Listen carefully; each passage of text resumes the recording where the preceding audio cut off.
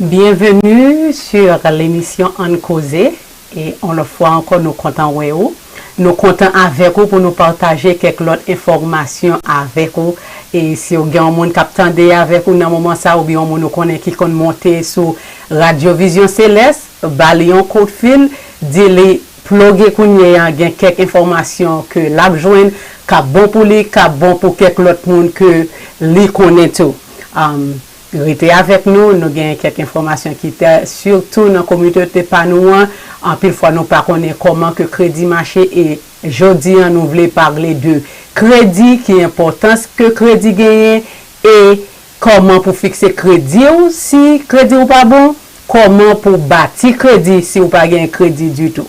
So, restez avec nous et nous a passé un petit temps ensemble dans l'émission ça pour nous capables bonne information et pour nous-mêmes ou capable aider l'autre monde. Une fois encore, je vous souhaite la bienvenue. Welcome to Let's Talk, and today it is always a pleasure to come to you to bring you some pertinent information that could help you or somebody else that you know. Today on Let's Talk, we are going to talk about credit. Why is credit important? How to fix your credit if your credit is messed up. How to build credit if you do not have any credit. So if you have somebody else, we'll ask that you share the link with somebody else so that they can plug in and get the information directly as you are getting it, because sometimes it is hard to explain something that you heard. You understood it for yourself, but you might not necessarily be able to share it in the way that you heard it. So please share the information, share the link, call a friend and let them know to plug in. And if you are listening to us on Radio Heavenly, then call them, let them know. If you are on YouTube or on Facebook, share the link and let somebody else know. But if you, like I said, if you are on Radio Heavenly Vision, then you can just call somebody else, tell them to turn on their radio and branch with us. So what is credit? Credit is the topic for today. What is credit? As I promised last time on Monday when I did the other session, I promised that I would do a session on credit for those of you who is looking to maybe purchase a home or do some other type of transactions that involve getting a loan.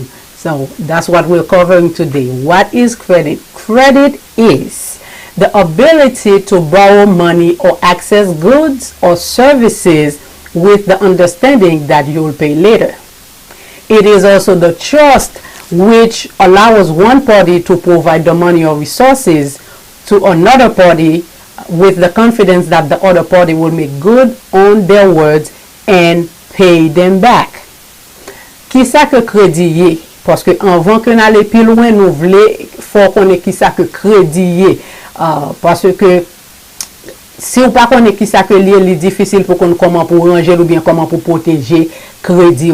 Crédit c'est habilité que vous gagnez pour capable prêter l'argent ou bien acheter n'importe ça que vous avez acheté sans que ou même ou pas gagner l'argent pour compte avec promesse que vous payer et organisation ou bien banque l'en côté que ou al prend l'autre côté que ou al prend prêt pour capable faire achat ça.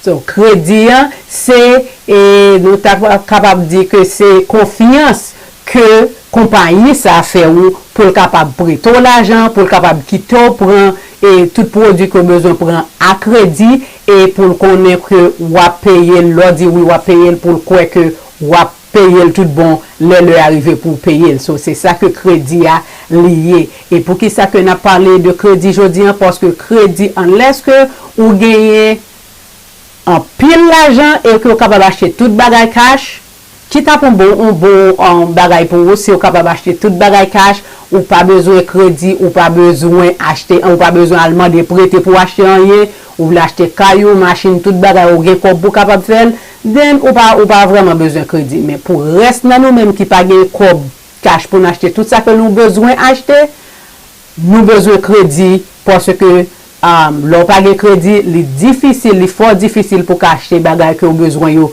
sous non pa ou. So, qui ça que on credit score yi? Parce que crédit li aller par numéro. Yo ba ou un numéro et numéro 1 li aller de 300 à 850 pour bon ici. On a parlé dans les États-Unis. Parce que c'est pas seul États-Unis qui utilise et on scale qui utilise credit score. So qui ça c'est dans les États-Unis, c'est de 300 à 850 que lié pour plus gros bureau de crédit yo. Et pour qui ça que c'est comme ça, ça dépend de qui catégorie que vous là-dedans, qui numéro que vous gagnez dans comme credit score, ça dépend de est-ce qu'on peut joindre un loan, est-ce qu'on peut joindre un prêt, est-ce qu'on est capable de joindre un prêt bancaire, tout ça yo rentré dans crédit. So qui ça que score là c'est numéro que vous ba à partir de gens que vous qu'on acheté, gens que vous qu'on payer, leur acheter, est-ce qu'on paye à l'heure et puis qui valeur que vous doit. So c'est ça que ça y les credit score dans pays ici, dans pays États-Unis. What is a credit score? A credit score is a number between 300 and 850 that depicts a consumer's worthiness. It, in a nutshell, tells the lender how you pay your debts. It let the lender know, can they trust you? Really, that is what it is. Can they afford to trust you to lend you money or to let you buy on credit? Will you pay them back? And depends on what your score is, depends on if they will lend you money or let you purchase on credit. And credit matters, not just your credit score, because most people say, well, you know, I have a good score or I have a bad score, I cannot do anything.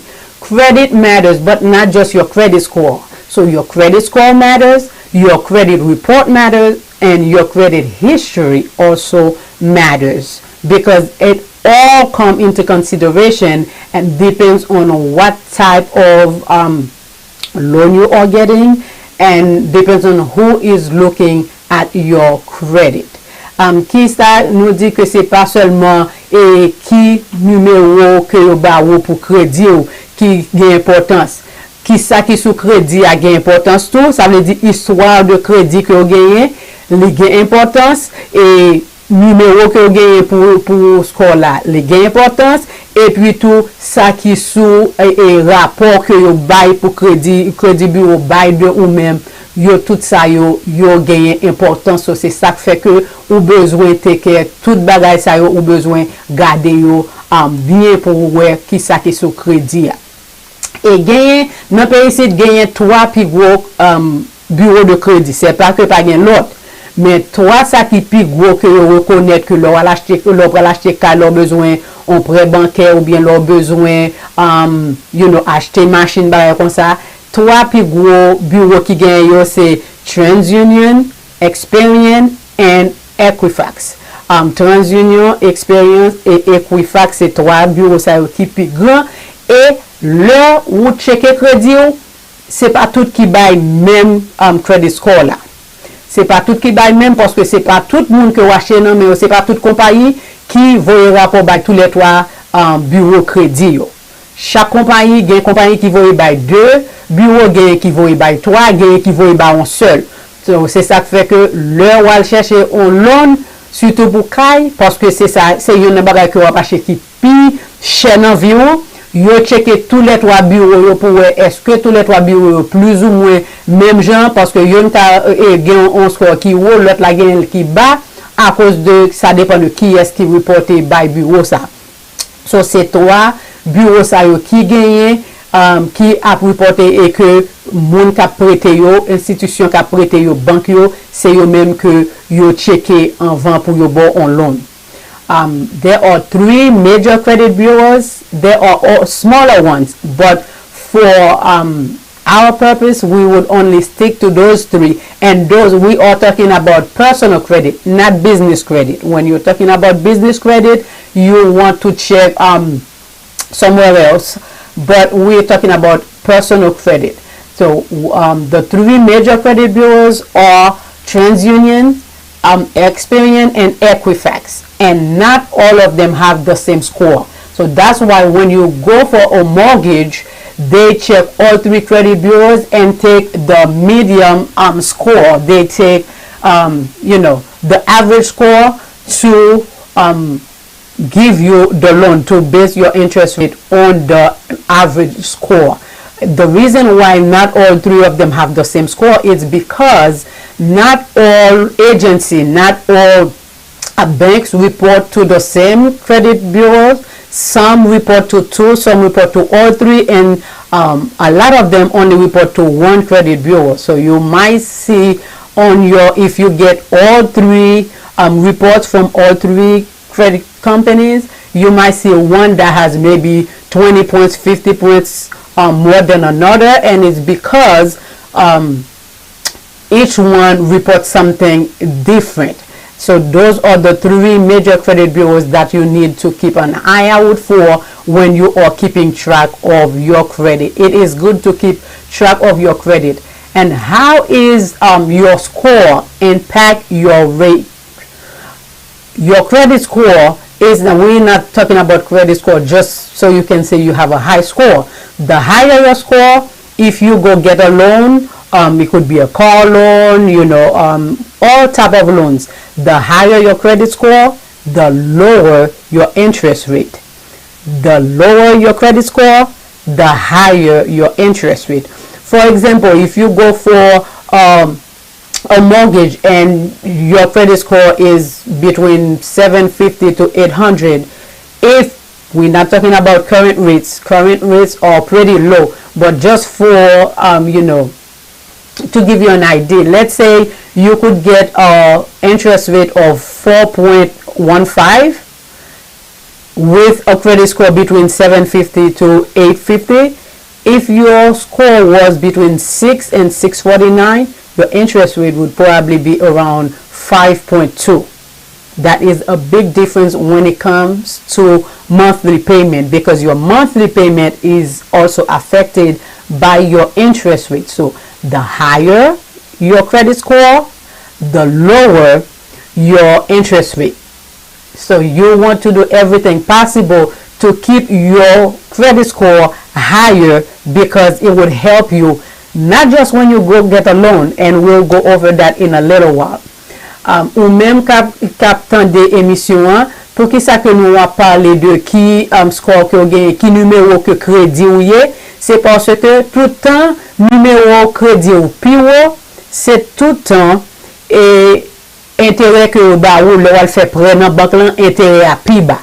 Tout temps numéro score ou en pi haut, c'est tout temps intérêt à pi bas. Ça veut dire l'intérêt à pi bas, qu'on va payer par mois by banque là, li pi bateau. C'est ça fait ou vle gagner un score qui haut. Ou gen doit payer n'importe 1 à 2% en plus, n'importe 3% en plus. Si credit, si let's say qu'on gen client côté score yo nan 580, 590, c'est yo ka joindre mortgage.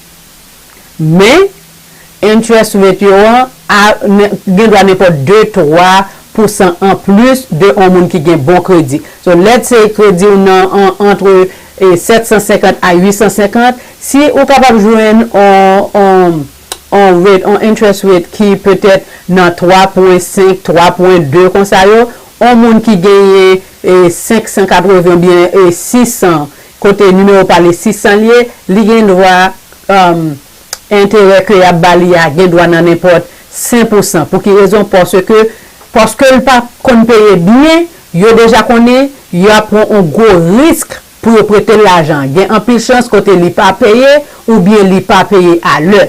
So, parce que déjà connaît un peu de chance pour pas payer ou bien pas payer à l'heure, yo commence à charger en plus pour ne pas payer à l'heure. Ça veut dire moi-même avec on nous fait tout ça que nous capable, même si on pas payer tout ça doit, mais au moins minimum yo dû pour payer par mois, faire effort pour payer pour capable kembe et credit score ou parce que tout le temps ou payer moins intérêt, c'est tout le temps et paiement à moins. Let's say si ou te gagné pour même, let's say pour un mortgage pour $216,000. si credit score ou te environ, ça c'est juste un exemple là-bas, si credit score te entre 620 et 639, dans exemple que n'a et paiement par mois tap 1173, mais si credit score était dans 760 arrivé à 850 ou t'as payé 972 dollars seulement. Ça veut dire ou t'as payé 201 dollars en moins juste parce que crédit au plus haut. Ça veut dire ou gain avantage pour faire tout ça que vous capable pour apprendre comment crédit marché et puis pour capable de crédit haut parce que la faut capable save l'argent dans poche que vous pas besoin payer dans intérêt pour grand messi. Et pour qui ça que nous a parlé de crédit et comment que crédit affecte parce que si on dit ah bon pas l'acheter caille moi même dans pays ça pas besoin caille pas besoin machine comment que pas besoin crédit comment la va affecter nous pourrons parler de ça tout à l'heure comment crédit affecte ou même quand on va acheter gros bagages ça if you for example if you are going to purchase a property, let's say you are purchasing a house for $216,000. In our example, if your credit score is between 620 to 639, your mortgage payment would be $1,173. But if your score was 760 or higher, your monthly payment would be $972, meaning you would save $201 every month. If two people buy the same house for the same price, in our example, and the only difference is the credit score, one would pay $201 more than the other one.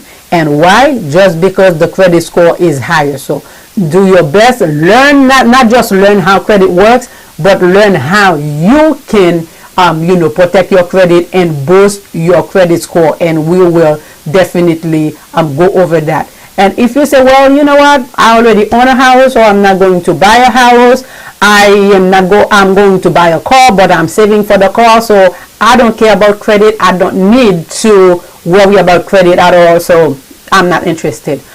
Well, you should be interested, because credit is not just for a mortgage or a car loan. Yes, when you are buying a house, if you don't have the whole cash, you definitely need to be able to purchase it on credit because, well, you don't have the money.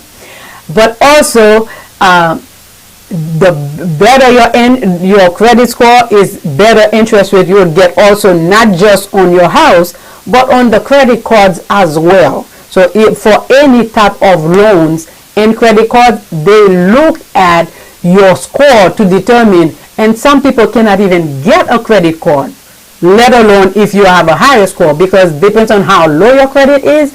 They're not going to give you a credit score, a credit card at all, because they say you are not worthy. We know once you use that credit card, you are not going to pay us back, so we are not giving you a credit card. So even if you're not buying a house or a car, if you use credit cards, you still need to keep your credit at least at a decent score. Also, if you are now lenders are checking your credit score and your credit, not necessarily your credit score, they check your credit report, your credit history before they offer you a job. You might say, why do they care what my credit is like? Well, they care because if you owe everybody in the world, they know that first of all, you will not focus on your job because you are money hungry.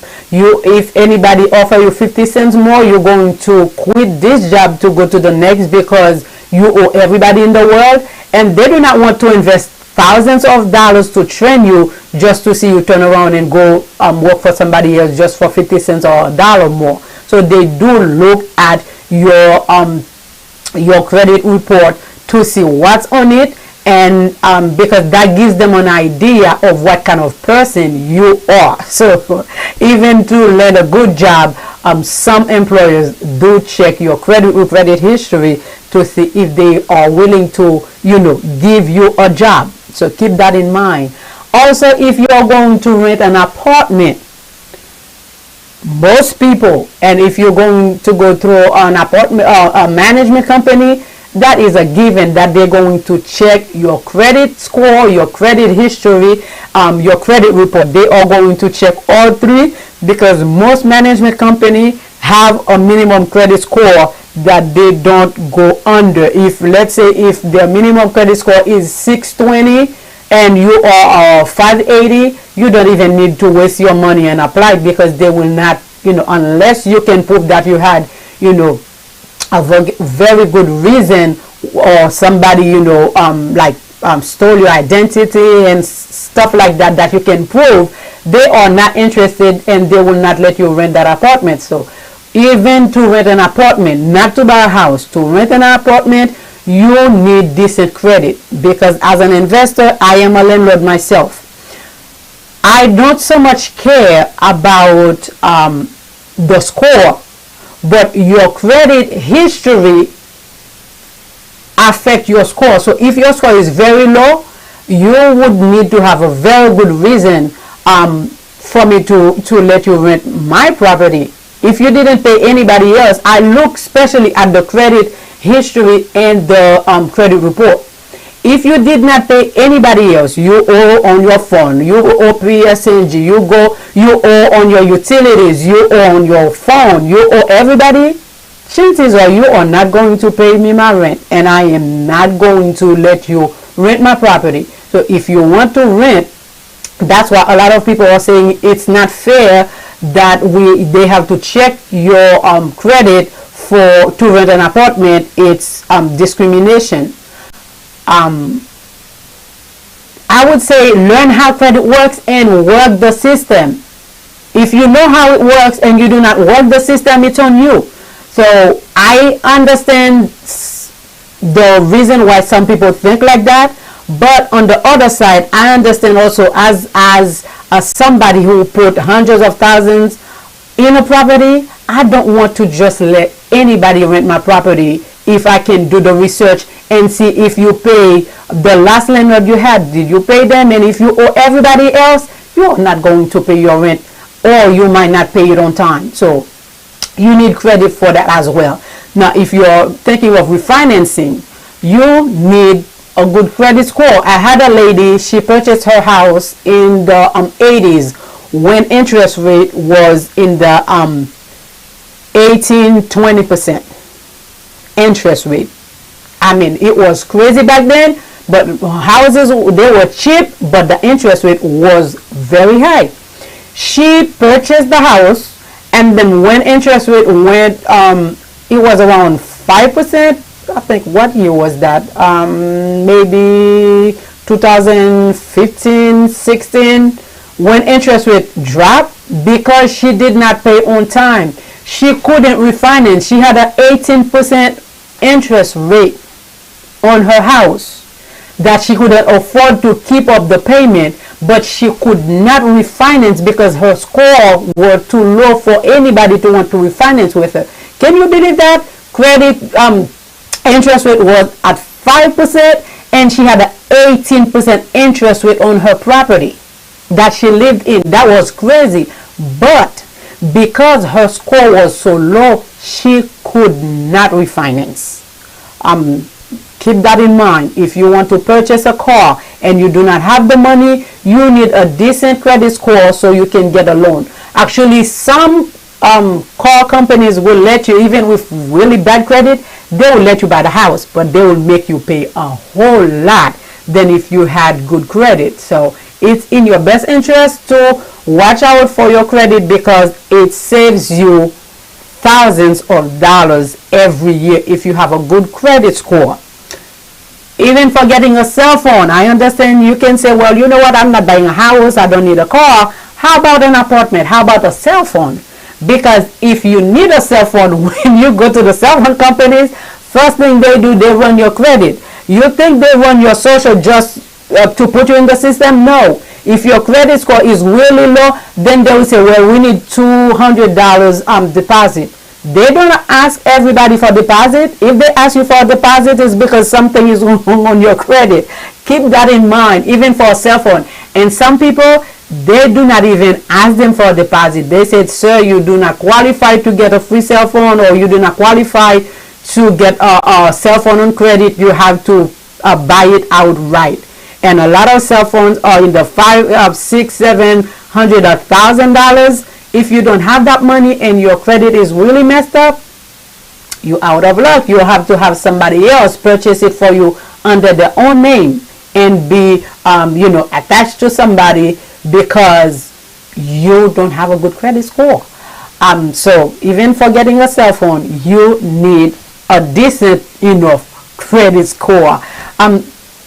How about for your utilities? If you have gas, electric in your name, when you go set up that account, they check your credit too. If your credit score is really low, they will tell you have to come down and put a deposit, because they are not going to let you start an account with your bad credit and not charge you upfront. In case you forget to pay them, then they go into that escrow, that money they put in escrow, and take that money. So even to set up your utilities, they do a credit check and see if you owe everybody else, any other companies. Then they don't trust you. If you have bad credit, they really don't trust you. And even the last one and there are a lot of other ways that credit affect your life, but the last one we'll go over is insurance. When you go for insurance, they look at your credit score too, especially car insurance. I never knew that. Then I found out that they look at your credit is because if you have a really bad score, you owe everybody, they charge you more for your insurance. You say, why? That is not nice. Well, they're not trying to be nice. They are looking out for their best interests. And the reasoning behind that is that if you owe everybody in the world, you have money problem, you are more distracted and more prone to car accidents. So because you are more distracted because of money problems and you cannot pay everybody, they know that you are more prone to get into accident and stuff like that because you're not paying attention. So because of that, they start charging you extra in advance just in case that really happens. So those are the different ways that credit affect your everyday life for the things that you and I we need to we need to purchase, we need for our everyday life. A cell phone is something like almost everybody now has a cell phone. Insurance, if you have a car, you need insurance. I mean, a lot of those things, it's not, there is no way around it. You need them, and if you need them, you don't have the money, then you have to get it on credit. And even if you have the money, if you go to an apartment building and your score is really low, unless you can pay them maybe 60 or a whole year ahead of time, they might consider you. They just might. But chances are they don't want to deal with you either.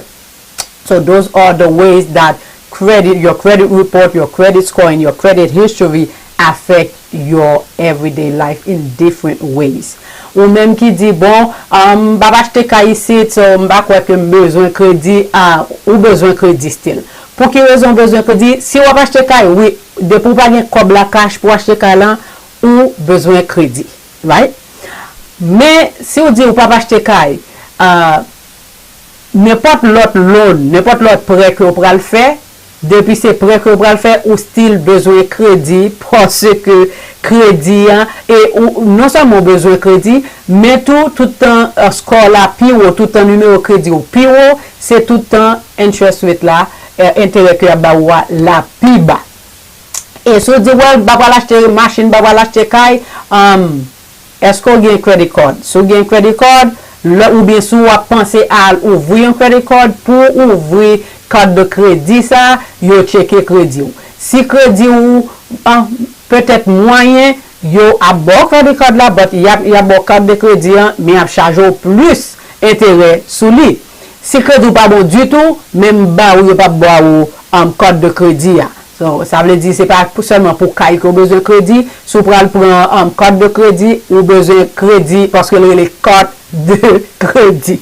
Et en pile employé qu'on y a commencé à garder credit report, ils commencent à regarder qui ça qui sous crédit ou qui histoire que vous gagnez sous crédit ou pour regarder qui score que vous gagnez dans crédit ou pour est-ce que vous voulez bas ou job là. Pour quelle raison? C'est parce que si vous doit tout le monde, vous connaît, vous te mettre non seulement ou distrait ou pas tellement focus sur pour capable faire travail là bien, mais tout n'importe l'autre côté qui offre 50 centimes en plus, $1 en plus, ou à quitter pour aller de l'autre côté parce que vous doit tout le monde tête ou chaud. Même pour jouer un travail, yo gardé en credit report pour yo est-ce que yo vle ba au travail là. Si deux monde vini pour un travail, yo vini dans interview pour un travail, yo tous les deux gain même qualification, si on gain crédit très bon, l'autre a même crédit pas bon du tout, il gain plus chance si yo tous les deux gain même talent, yo gain même opportunité, yo gain plus chance pour yo bay monde qui gain plus bon crédit à opportunité pour joindre travail là. Et pour ou même qui louer caille ou même qui pourra louer en pile nous même rete dans apartment building ou même qui pourra louer caille, c'est premier bagage yo fait yo checker crédit ou pour yo est-ce que yo a même envoyement de pour porter chèque bail envoyement de pour porter pay stub envoyement de pour porter preuve que vous travail yo checker crédit avant. Pour quelle raison? Parce que même si vous travail si crédit pas bon du tout, yo pas veut dire la vie du tout. Ça veut dire si ou même vous prenez l'appartement même si c'est pas pour acheter caille ou style besoin crédit. Parce que si vous regardez ou doit compagnie gaz là, ou doit compagnie électrique là, ou doit compagnie cell phone, ou doit toute qualité moun yo déjà qu'on pas payer ou pas payer loyer à l'heure ou bien pas payer loyer du tout, so yo pas besoin en affaire avec du tout. Parce que gen moun qui dit non c'est discrimination pas supposé garder crédit depuis m'ka payer. Attendez, moi même tout, moi gen kay que moi loué leur monde vini côté que m capable pas tellement considérer qui score que gagner même garder tout ça qui sous crédit parce que sous te doué toute l'autre qualité monde c'est pas moi venir payer m pas quitter rentrer dans caméra non plus la venir pour bon tête charger m pas va payer caille gratis pour ken va payer caille pour ken monde venir gratis so c'est peut-être ça yo checker crédit ou leur ou pour louer caille tout si ou besoin refinancer caillou non mortgage ou gain déjà ou besoin refinancer ou style besoin gain bon crédit même sous terre dans cas là déjà moi t'ai un client côté qui t'a acheté caillou longtemps de ça dans année 80 yo le ça intérêt t'es dans 18-20%. Il t'a acheté caillou avec intérêt 18%. Le en 2020 2016 2017 yo et intérêt vient dans 5%. Li pas payer kay là, li pas payer kay là et li pas jam refinancer kounya li vle refinancer mais parce que crédit pas bon en ken compagnie pas vle refinancer avec. Ou capable imaginer on moun a payé 18% tandis que taux normal là c'est 5%, combien comme li était capable et kembel nan meni mais li pas capable refinancer kay là pour te joindre taux de 5% parce que crédit pas de bon personne ne pas vraiment un monde qui crédit pas bon pour y a bon un mortgage qui gros sur ça on yo pas de faire pour lui qui fait que grand monde a perdu Kylie à cause de crédit pas bon il pas capable de financer et si on va acheter une machine c'est ça crédit on va acheter machine là of course tout le temps score plus haut c'est tout le temps intérêt plus bas si intérêt si score vraiment bas ou a besoin de quelque côté cap style vendre une machine à crédit mais à charger en pile pour lui la charger n'importe deux fois de ça il t'a supposé charger parce que crédit ou pas bon là où travaille sur crédit ou fait crédit ou score monter li et de save en pile l'argent fait en pile l'argent rester dans poche que capable utiliser pour un l'autre bagaille et si vous dites pas l'acheter ni machine ni caille c'est là que mon rete bon mba de ça c'est si vous besoin on téléphone premier bagage yo fait yo take crédit yo pas juste pour social pour mettre yo de non c'est pour juste pour mettre dans système là pas vrai si crédit pas bon si crédit ou pas bon Si crédit on jan pas bon, y a demandé pour ba un dépôt sur téléphone nan, et puis ou payer ça par mois. Si crédit a vraiment pas bon, y a dit yo pas capable bon téléphone nan, c'est acheter pour acheter téléphone à prix que lié a, yo pas même non dépôt, c'est acheter pour acheter téléphone nan. Gen téléphone 300, gen téléphone 500, gen téléphone nan 1000 et quelques dollars. Ça veut dire ça dépend de qui téléphone vous voulez, ça dépend de comment que yo garder pour yo crédit ou pour yo est-ce que yo pral quitter, est-ce que yo pral faire confiance pour capable payer téléphone nan. Si vous mettez ou besoin mettre gaz avec électricité sous nom ou faire rentrer non kay ou acheter un kay ou bien ou louer un kay ou besoin mettre bagage ça sous nom, yo checker crédit ou tout. Pour qui ça yo checker crédit ou si crédit ou pas bon ou doit tout l'autre monde yo a fort vinn porter un dépôt pour yo capable ouvrir à 40 ans pour. Si pas porter dépôt là, yo pas ouvrir à 40 ans pour. Si crédit ou bon, même quand on relève au gain juste relève dans téléphone, il y a pour ouvrir à 40 ans pour pas jamais besoin de compagnie. Pour qui comment faire comme ça, c'est parce que le moins 20 moun kay mal dans closing avec yo, en pile monde juste relève compagnie pour yo même côté n'a fait closing nan, yo tout transférer tout bill yo sous non yo. Et puis il y a quelques moun réaliser que l'homme relève pour yo dit non, c'est pour venir pour ton $500 dépôt. Je dis pas comprendre pour qui ça. Il y a des gens qui ont demandé dépôt, il y a des gens qui ont demandé dépôt. C'est le bon parle avec eux dit si crédit moun nan pas bon, il y a style qui te ouvrir à 40 ans, mais faut venir mettre un dépôt côté sous papier yo gain on account côté yo aller yo prend l'argent. So si vous mettez bill ça yo sous nom tout, yo checker crédit pour ça. Et même pour assurance, ou chercher assurance machine comme ça, yo checker crédit. Pour qui ça yo checker crédit? Si yo dit que si ou doit tout le monde, ça veut dire pas tellement qu'à focus, attention pas tellement fin là, ou gain plus chance pour faire accident, ou gain plus chance pour entrer dans bagage que pas supposé rentrer. À cause de ça, yo charge plus pour le que ou font accident pour connaître que tu commencé prendre l'argent que pour le payer pour accident que fait. Ça veut dire crédit ou li important en pile, li affecté en pile partie dans la vie courante nous besoin connaître comment pour nous fixer crédit qui ça qui ça crédit et comment pour nous capable faire pour nous capable faire crédit nous puis bon comme nous disons et ça qui rentre dans credit report là, le regarder comment payer, yo regarder qui valeur doué tout et tout en doué plus et tout en li on ti genre descente et credit score, yo regarder qui valeur tant que vous gagnez avec crédit à ouvrir, yo regarder est-ce que vous fait ouvrir l'autre crédit tout genre de crédit et puis regarder pour qui type de crédit. So c'est bagay ça yo qui affecté en général, qui affecté credit score avec credit report. What goes into your credit score and your credit report is your payment history. They look at how you pay. If you've been late 30 days, 60 days, 90 days. They also look at the length of credit of your credit history. If you have any new credits, if you have a lot of new credits, that brings your score down as well, and what types of credit that you have. So the higher your credit score, the lower your interest rate. So the price of your credit score is how much you can either save or waste in things on interest really, which is junk fees, but you have to pay for it. So c'est ça pour nous garder.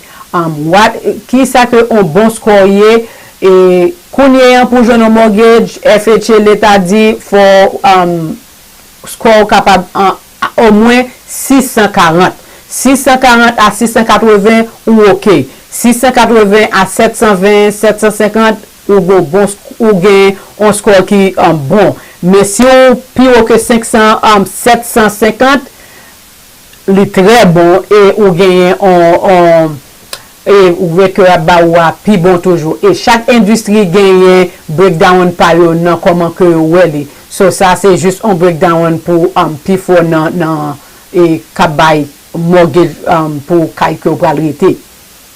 What is a good score? If you are anywhere under 600, you have a bad score. If you are in the 300s, it is terrible. If the score right now for FHA set by the government to get a government-sponsored loan is 640. So between 640 and 680, it's fair. Between 680 and 720, it's good. 720, 740, it's good. Above 740, 750, you have a very good score to get the best possible rate. So that's what you need to keep in mind when you are going to apply for a loan, to see if you qualify and what you would qualify for. I don't think we are going to have enough time to cover how, to properly fix your credit. So I will get as far as I can with this. If you are going to fix your credit, if your credit is bad or you do not have any credit, you need to do something about that. If your credit is bad, the first place you need to look, you need to pull your credit report and see what is on all 3 credit reports, not 1, not 2. So places like Credit Karma and different sites like that tell you they give you free credit report, they don't give you a full credit report. You need to see what is on all 3 credit bureaus. So what you can do, you can go on annualcreditreport.com and request, because once a year you can get your report for free. So you can go on annualcreditreport.com and get your credit report from there, see what is on it. Of course, you can also go on myfico.com and buy your credit report. Or you can go on credit.com and also purchase all 3 credit reports. And then the good thing about that is, if you find any errors, you can dispute it on their website. You can do it right then and there because you paid for the service. So I encourage you to not go with a site that gives you one either history or one score and they don't give you the full history. Because you need to, if you're going to fix your credit, you need to have a full picture of what is on your credit, everything that is affecting your credit. So those are the 3 sites you can go to do that. Si vous besoin, si vous pensez à fixer crédit, c'est pour aller chercher credit report ou c'est premier bagage que vous besoin faire pour exactement qui ça qui sous lui. So parler sur Credit Karma ou bien l'autre côté ça qui ba pour gratis, parce que yo même yo seulement ba un seul score, yo ba un seul credit bureau, yo pas ba pour tous les 3. Ou besoin connaître ça qui sous tous les 3.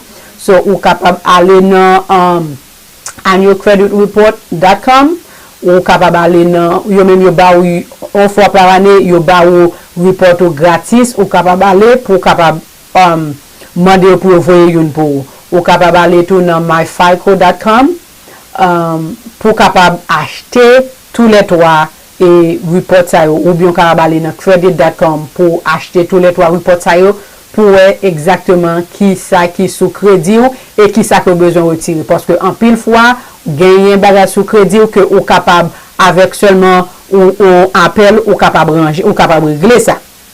Et si vous voulez fixer crédit pour compte ou capable either fixer crédit pour compte ou capable payer un monde pour faire pour vous. C'est deux gens ça que ou capable faire. So, si vous besoin fixer ou t'aimer fixer crédit ou pas veut faire pour compte ou capable toujours les nous faire nous offrir service ça of course pour on fee, et numéro encore c'est 63 74 96 ou capable faire pour compte si vous voulez faire pour compte.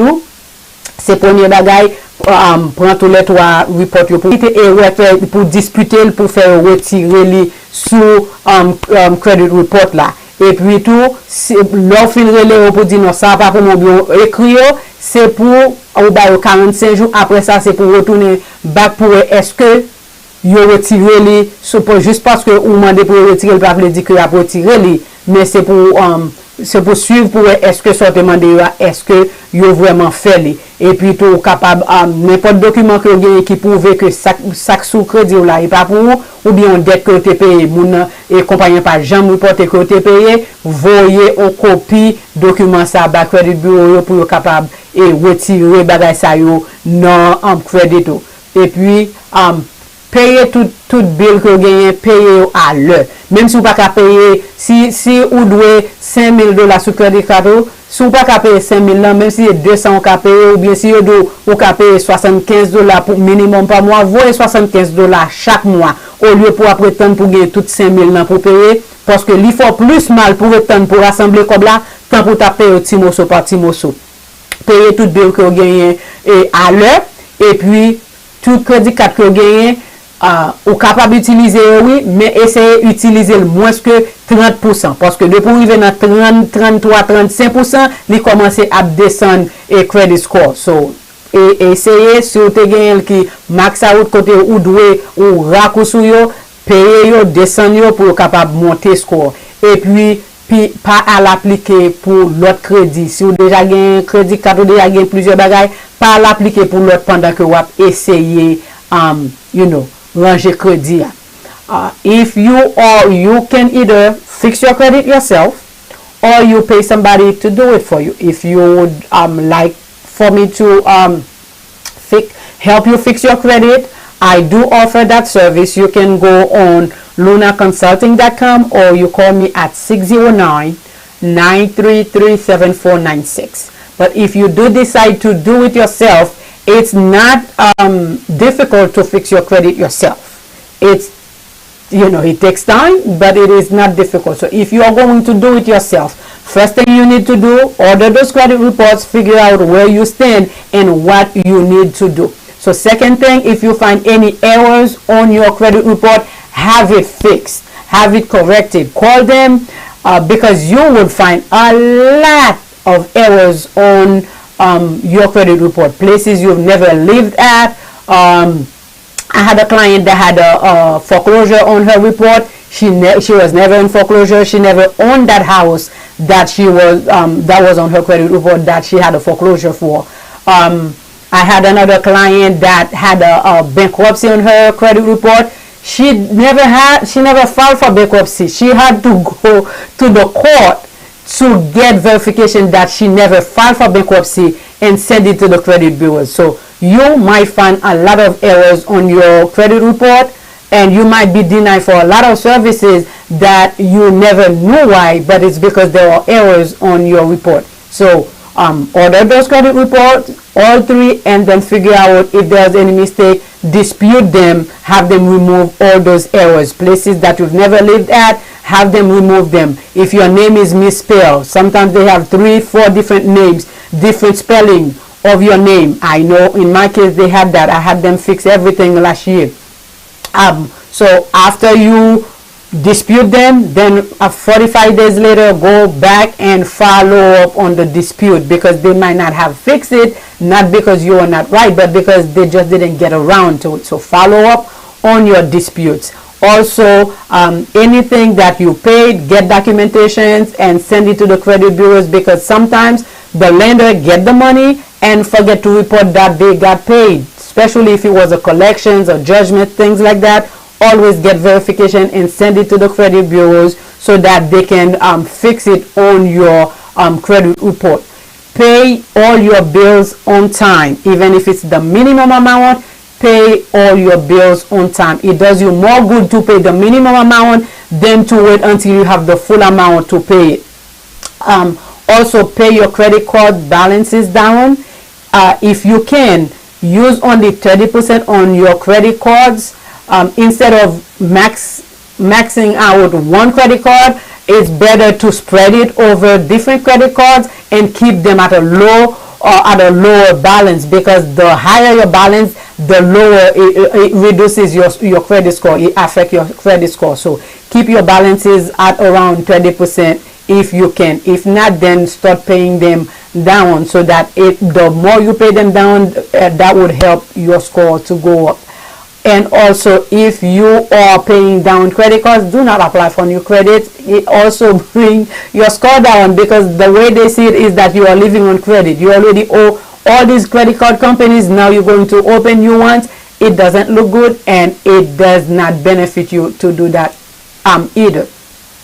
And so you can dispute, where you can go to dispute any errors. You can go on transunion.com /dispute, or Equifax, you would have to call them. Actually, you can go on my Equifax.com. For Experian, you do have to call Experian because they do not have, as far as I know, a website where you can go and dispute anything. So for TransUnion, it's transunion.com /dispute. And for Equifax is myequifax.com, where you can go to dispute any errors on your credit. Like I said, it might take you a little while to fix your credit, but it is worth it to fix your credit because the benefit of having a good credit score is vast. If you're going to get a loan, you might as well wait a little bit to fix your credit and get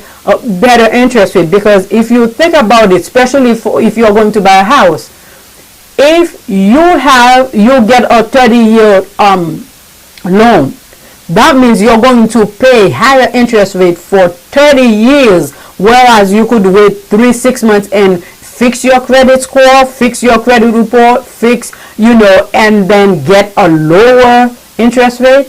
That would save you tens of thousands of dollars over the course of that loan. So think about it. It is worth the wait. It is worth to work on it. And even if you cannot work on it yourself, it is worth you paying somebody to do it for you, because it doesn't matter how much. Most companies charge $1,000 to $1,500 to help you. That is nothing compared to 30 years of paying higher interest rate. It is nothing. So pay the fee, have somebody do it for you if you cannot do it yourself. Ou même qui vle disputer ou prend 3 credit report ou yo wè que gen erreur sou yo, ou capable aller dans transunion.com /dispute. C'est là que vous capable aller pour disputer si c'est sur TransUnion que erreur. Si c'est sur Equifax, ou capable aller dans myequifax.com. Et puis si c'est pour Experian, c'est relé pour relé dans téléphone parce que pas permettre ou faire sous site yo. Et si ou pas capable faire pour compte, c'est on moun va payer puis faut compagnie charger entre 1000 à 1500 dollars pour yo faire pour yo fixer crédit. Et du combien de temps yo dit tout qui ça pour faire ou même et pendant que y a aidé fixer crédit. Si ou pas capable faire pour compte, payer un moun pour faire livre le coût pour payer un moun pour faire. Pour qui ça? Si vous prenez l'acheter en caille, puis faut moun prend un mortgage pour 30 ans. Un loan pour 30 ans. Tant pour faire 30 ans, si c'est 200 dollars en plus que vous payez, ou bien 300 dollars en plus, pendant 30 ans, 200 dollars en plus, par année, vous avez 2400 dollars. Si je ne comprends pas dans mathématiques. Ça veut dire, pour 30 ans, même pour un an, si vous avez 1500 dollars pour fixer crédit, même pour un an ou bien temps, c'est plus l'argent que sortez payer moun. Et compte tenu que si son caille ou bien machine a pour au moins 5 ans pour 3-5 ans pour fin payer, caille là apprend 15 à 30 ans pour fin payer.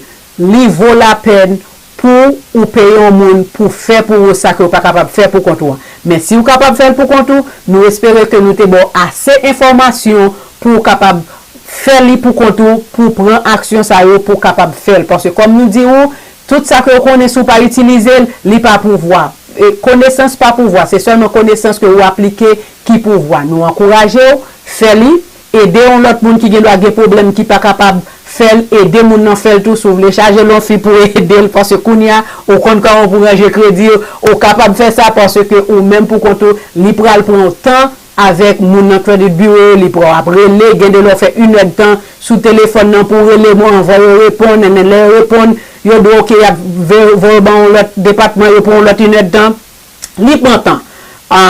Et si vous êtes quelqu'un qui est énervé, vous pouvez le faire pour compte. Mais comme nous disons, vous êtes capable de payer une compagnie si vous voulez nous faire pour nous, nous n'avons pas de problème pour nous capable d'aider dans ce sens. Mais dégager ou démêler ou ranger crédit. Nous sommes contents que vous êtes avec nous. Nous espérons que l'information que nous partageons avec vous est utile ou utile à l'autre monde. Allez sur YouTube, nous cliquez, sur page là et inscrit pour capable recevoir l'autre vidéo. Allez sur Facebook, voyez un request pour nous capable et amis sur Facebook. Fais-nous connaître qui côté ou attendez nous et si vous avez des questions et fais-nous connaître qui question que vous gagnez ou bien qui l'autre sujet que vous avez aimé, tendez-nous débattre pour plus d'informations pour nous. C'est désir que nous pour nous aider ou même avancer pendant que nous-mêmes n'a pas avancé, n'a apprendre bagay cap aider nous et pour capable aider tout. I hope that information was useful to you and you can share it with somebody else that it would help them as well. Please go on my YouTube page, like the page, subscribe, and share the video with somebody else because you do not know who might need it. It is my heart desire to empower you to be able to help yourself and help others. So you got the information, only information that you use. Knowledge is not power. Only applied knowledge is power. So apply what you just learned here. Help somebody else. It's okay if you charge them a fee because you're going to realize really quick when you call these credit bureaus, it might take you an hour before the first person answer and then transfer you to somebody else who will take another 30 minutes. So it is easy to do, but it is the process is easy, but it takes time and so go ahead, do it, share the information, like my YouTube page. If you are on Facebook, send me a friend request and box me your questions. Until next time, be blessed, stay safe, work on your credit, and let's go higher. Ou même quitter avec nous, nous contenter avec nous, que bon Dieu bénisse, ou rete, travail sur crédit pour le nous. Si nous jamais rencontrer encore, bien capable mettre les sous, ou capable mettre commentaire là sur YouTube ou bien sur Facebook, si ça t'aide, si vous travaillez sur les jeunes résultats,